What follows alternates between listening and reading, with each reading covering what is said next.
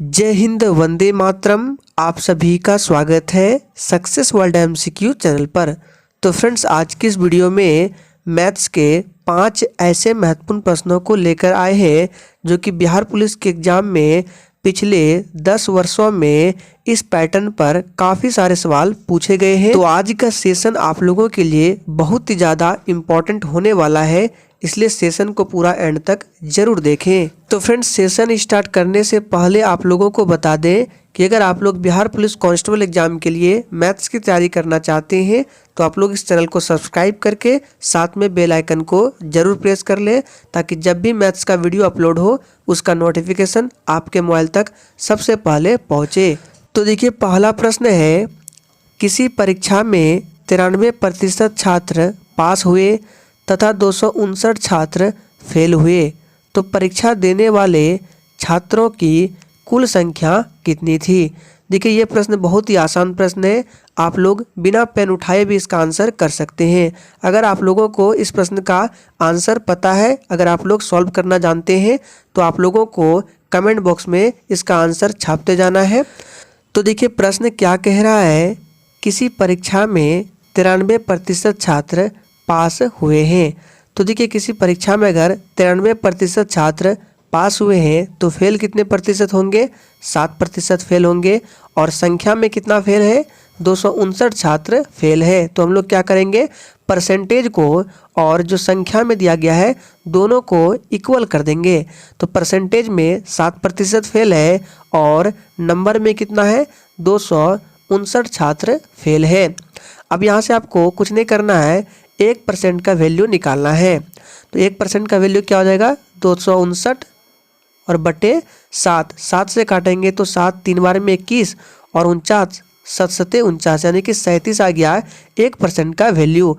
तो आपसे पूछ रहा है कि परीक्षा देने वाले छात्रों की कुल संख्या कितनी थी। तो कुल संख्या 100% होता है, तो आपको 100% का वैल्यू निकालना है। 1% का वैल्यू 37 है, तो 100% का वैल्यू कितना आएगा, 3700 आएगा, यानी कि सी ऑप्शन बिल्कुल सही जवाब है। चलिए दूसरा प्रश्न देखते हैं। यदि किसी वस्तु के क्रय मूल्य तथा विक्रय मूल्य 5:6 के अनुपात में हो तो लाभ की प्रतिशत होगी। बहुत ही आसान प्रश्न है। अगर आप लोगों को ये प्रश्न आता है तो आप लोग कमेंट बॉक्स में अपना अपना आंसर जरूर करेंगे।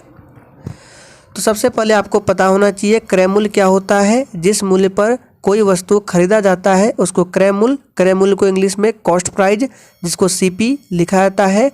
विक्रय मूल्य, जिस मूल्य पर कोई वस्तु बेचा जाता है उसको विक्रय मूल्य, सेलिंग प्राइस यानी कि एसपी।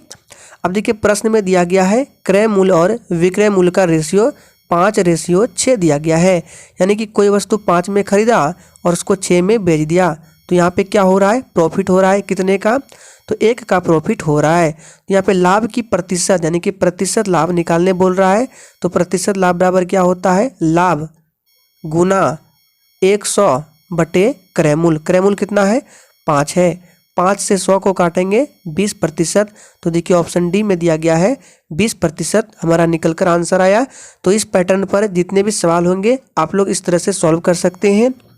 तीसरा देखिए, एक त्रिभुज के 3 कोण क्रमशः 3:4:5 के अनुपात में है, तो प्रत्येक कोण कितने अंश के हैं आपको बताना है। तो मान लीजिए ये एक त्रिभुज है, इसमें ये कोण दे दिया है 3, ये कोण 4 और ये कोण 5 दिया हुआ है। और आप लोग जानते हैं कि त्रिभुज के तीनों कोणों का योग कितना होता है, 180 होता है। अनुपात में कौन 3, 4, 5 के अनुपात में है, तो तीनों को ऐड कर लेंगे तो कितना हो जाएगा, 3, 4, 7 और 5 कितना हो गया, 12, यानी कि 12 रेशियो का वैल्यू कितना हो जाएगा, त्रिभुज के तीनों कोणों का योग 180। तो एक रेशियो का वैल्यू निकालेंगे तो 180 बटे कितना हो जाएगा, 12 हो जाएगा। 12 से काटेंगे तो कितना, एक बार में जाएगा, फिर 6, 12, 5, 60, यानी कि एक रेशियो का वैल्यू 15 डिग्री है। अब आपसे पूछ रहा है कि प्रत्येक कोण कितने अंश के हैं। तो पहला कोण 3 है, 3 रेशियो, तो 3 रेशियो का वैल्यू 45 आ जाएगा। पहला कोण आपका 45 हो गया। दूसरा कोण 4 रेशियो में है, तो 15 चौकी 60, दूसरा 60 आएगा और तीसरा 45 होगा।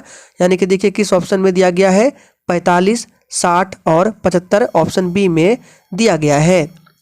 चौथा प्रश्न देखिए, वह छोटी से छोटी संख्या जिसे 512 से गुना करने पर प्राप्त गुणनफल एक पूर्ण घन हो क्या है।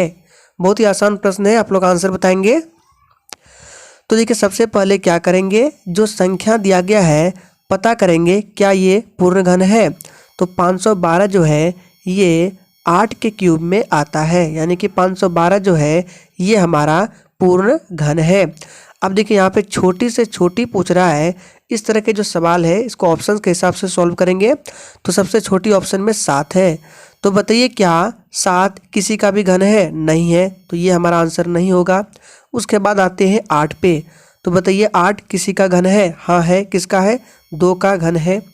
तो देखिए अब क्या बोल रहा है कि 512 में ऐसे कौन से संख्या से गुना करेंगे कि प्राप्त जो संख्या होगा वो भी पूर्ण घन होगा। तो इसका मतलब 8 के क्यूब में अगर हम लोग 2 के क्यूब से गुना करेंगे तो ये भी प्राप्त संख्या जो होगा पूर्ण घन होगा। इसको गुना करने की ज़रूरत नहीं है, आप लोग करके भी देख सकते हैं। तो 8 दूनी 16 का क्यूब होगा, देख लीजिए ये इसको गुना करके देख लीजिएगा, वो एक पूर्ण घन प्राप्त होगा। नेक्स्ट क्वेश्चन देखिए, किसी संख्या को 36 से भाग देने पर शेषफल 19 आता है, तदनुसार उसी संख्या को 12 से भाग देने पर शेषफल कितना आएगा। चलिए तो देखिए इस तरह के सवाल में सबसे पहले क्या कीजिए, ये जो 36 से भाग देंगे 19 आएगा और उसके बाद 12 से भाग देने पर शेषफल उतना ही आएगा। तो पहले 36 से 12 को डिवाइड कीजिए, देखिए पूरा पूरा कट गया। इसका मतलब क्या, इस प्रश्न का आंसर देना संभव है। अब आपको कुछ नहीं करना है, ये जो 12 है इसी 12 से जो शेष आ रहा है उसमें डिवाइड कर दीजिए, आंसर आ जाएगा।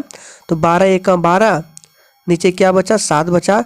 तो यही हमारा आंसर है जो कि ऑप्शन ए में दिया गया है। तो फ्रेंड्स ये कुछ 5 मोस्ट इंपॉर्टेंट प्रश्न थे जो कि बिहार पुलिस के एग्जाम में काफ़ी बार पूछे गए हैं। तो आज के लिए इतना ही, तब तक के लिए जय हिंद।